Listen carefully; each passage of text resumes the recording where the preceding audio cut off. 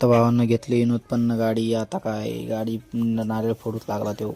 नारळ फोडलं मग त्याच्यानंतर आरती गिरती करी. तर कसे आहेत भावांनो, बरे आहेत ना सगळे. तर आज मग न्यू ब्लॉग चालू करणार आहे मी आता. न्यू ब्लॉगने लय दिवस झाले ब्लॉग काढतोय ते. तर सायल्याला जरा चोमाळलं सगळं. सायल्या जरा चांगला लढू लागला. सायल्या म्हणलं आला माय मी हारलो, हे झालं ते झालं. मी म्हणलं लाईक कर सबस्क्राईब कर असं म्हण थोडं, तू बरोबर जितशील म्हणलं. तर काय विनोद बसला होता. तर विनोद मग दाढी गिडी म्या म्हणला आपला हँडसम कोण दिसते ते, आणि मी दिसतो. म्या म्हणलं तू नाही मी दिसतो म्हणलं हँडसम. पाय जो लाईन गे लाईन आहे आपली, तूही बघ तूही कायची ऑनलाईन नाही आहे. त्याच्यामुळं मग म्हातारं पण बसलं होतं. म्हातारं म्हणे मला पायाले दाखवायला पाय दुखायला आहे. म्या म्हणलं पाय दुखत असलं पण गाड्या काही नव्हत्या आज, कारण की आज इलेक्शनचा निकाल लागणार होता. तर सायल्या पण बसला होता आणि परत मोजी पण बसला होता. सायल्या म्हणलं काय बघायला. सायल्या म्हणे की मला मोबाईल घ्यायचा. म्हणलं नवीन मोबाईल त्यानं नामकाच घेतला, पण तो म्हणते मला आता ह्यो घ्यायचा आहे. भावांनो तर तो हे 45,000चा मोबाईल बघून घ्या.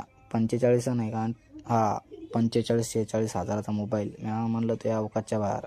मी म्हणलं चला घरी जावं आता, जेवण घेऊन करावं. दुपार झालती 2 वाजले होते. मी म्हणलं घरी आलो. लस आहे कशी दिसतं भावांनो सांगा. तर भावानं घरी आलो, जेवण घेऊन झालं. मग जरा व्हिडिओ काढा म्हणलं, बाहेर निघलो. मग विनोद म्हणतं की चला म्हणे आपल्याला गाडी आणायला जायचं. म्हणलं जायचं तर कोणाची गाडी आणायची म्हणलं. तर गाडी आणायची म्हणे आत्याबाईची गाडी आणायची, कोणाची नाही. तर भावांना पोहोचलो आम्ही शोरूमला. गाडी ही सिलेक्ट केली. तर भावांना विनोदनं पूजा गिजा केली मस्त. नारळ गिरळ फोडायचं त्याला, नारळ फोडला होता तो. तर तो म्हणे कसं काय करणं लागतं. तर आत्याबाई म्हणे की ओवाळून करणं लागते तुला. पहिल्यांदा ओवाळलं पहिले, नंतर नारळ फोडलं, मग त्याच्यानंतर परत ओवाळलं. मग माणूस म्हणे की काय करायचं, व्हिडिओ काढायचे का. व्हिडिओ काढायचे म्हणलं. व्हिडिओ काय नाही काढायचे. मग पडदा टाकला. तर आत्याबाई म्हणे की व्हिडिओ काढायचा आहे म्हणे. चालला चला व्हिडिओ भावाला मालकाचा लय फोन येऊ लागला. मग त्याच्यानंतर मी पोहोचलो कामावर. काय गाड्या गेल्या नव्हती. एक गाडी आली ती गाडी बसवली. ती गाडी बसवल्याच्या नंतर मी म्हणलं चला आता घरी काय करता, घरी जाऊन काय करावं. तर म्हणलं चला निघलो आता. काय संध्याकाळ होतं झाली, 6 वाजले होते मला घरी निघायला. मी पायीच निघलो होतो. काय गाडी गिडी नव्हती. विनोद गेला तर तिकडं पवननगरला कामाला.